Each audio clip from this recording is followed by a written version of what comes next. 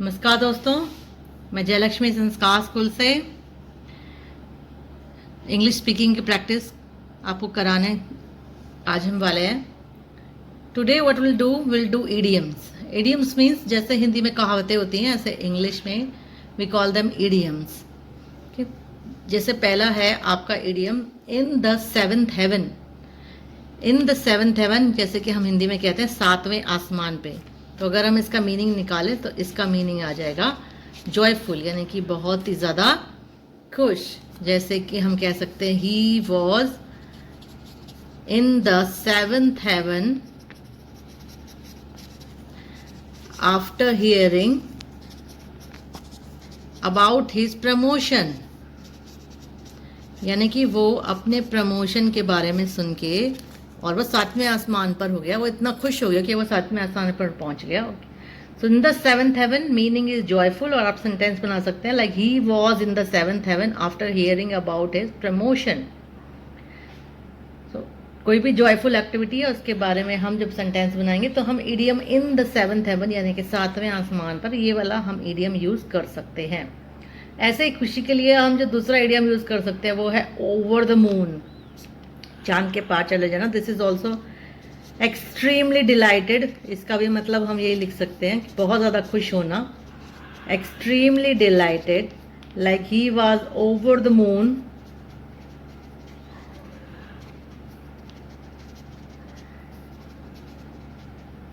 When he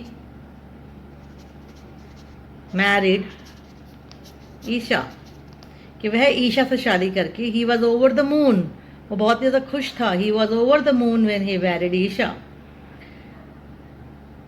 third idiom is as fit as a fiddle. As fit मतलब in a good physical health, whose physical health is good, we call them as fit as fiddle. Like he exercises regularly, he exercises regularly to keep as fit as a fiddle, यानी कि as fit as a fiddle रहने के लिए he does exercises. Okay, so he exercises regularly to keep as fit as a fiddle. As fit as a fiddle means to be in a good physical health. Okay, next is to go under the knife.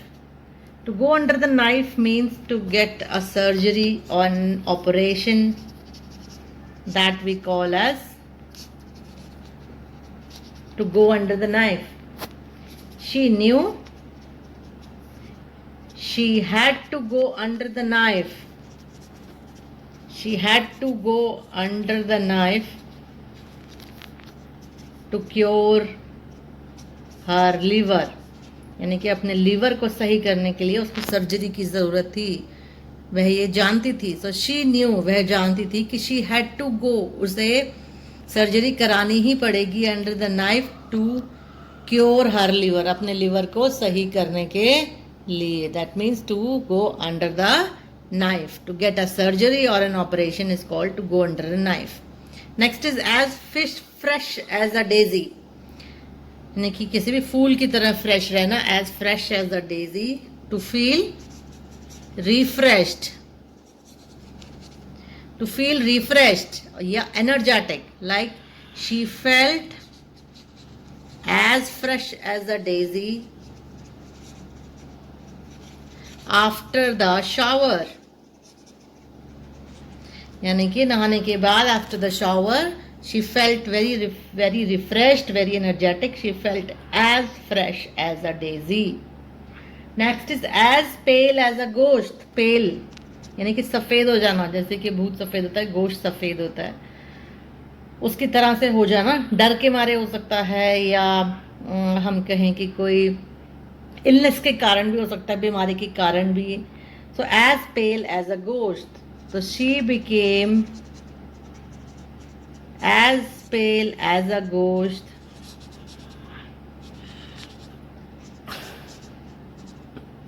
after the illness. अपनी बीमारी के बाद वो बिल्कुल सफ़ेद हो गई थी। She became as pale as a ghost.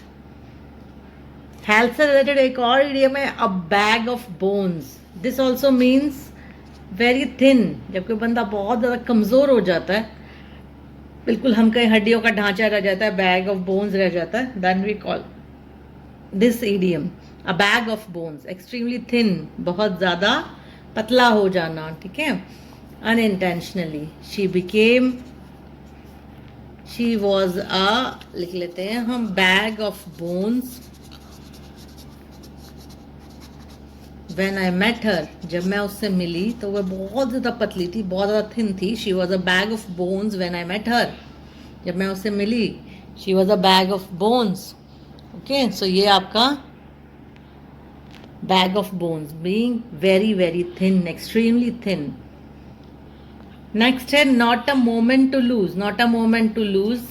When a person is very busy, we can say he doesn't have a moment to lose. उसे एक भी सेकंड नहीं है खराब करने के लिए. So that means not a moment to lose. He does not have a moment to lose. He does not have a moment to lose due to his sister's wedding. क्योंकि उसकी बहन की शादी है तो वो इतना बिजी है कि उसके पास एक सेकंड भी नहीं है. तो he does not have a moment to lose due to his sister's wedding. Next is round the clock. Round the clock means all day and night. जब रात दिन कोई काम करता है, we say he working round the clock. Like my mother is a nurse, since she is a doctor या nurse जो होते हैं राउंड द क्लॉक काम करते हैं. My mother is a nurse, so she has to work round the clock. यानी कि क्योंकि मेरी मम्मी एक नर्स है, मेरी माँ एक नर्स है, तो उसे राउंड द क्लॉक यानी कि दिन रात काम करना पड़ता है. That means my mother is a nurse, so she has to work round the clock. तो यहाँ पर हमने इडियम यूज किया round the clock, which means all day and night. Next है to call it a day. To call it a day means stop whatever you are doing. Stop whatever you are doing because you have done enough. Okay, to stop to call it a day. आपको दुकान बंद कर रहे हैं, we call it a day. Office में अपना काम खत्म कर रहे हैं, we'll say we call it a day. Okay. I have finished all my files.